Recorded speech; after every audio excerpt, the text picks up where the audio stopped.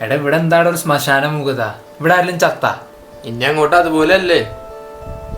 എടാ ഞാനിവിടെ പോയി സെറ്റിലായി കഴിഞ്ഞാൽ പിന്നെ നിന്നെ അങ്ങോട്ട് കൊണ്ടുപോകൂലേ?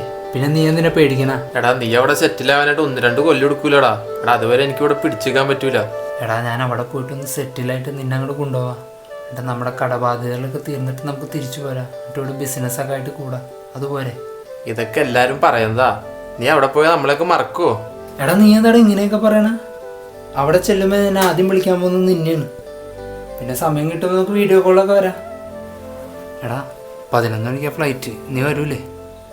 ഞാൻ ഇല്ലടാ, നീ ചെന്നിട്ട് വിളിക്ക്. എടാ എന്താടാ?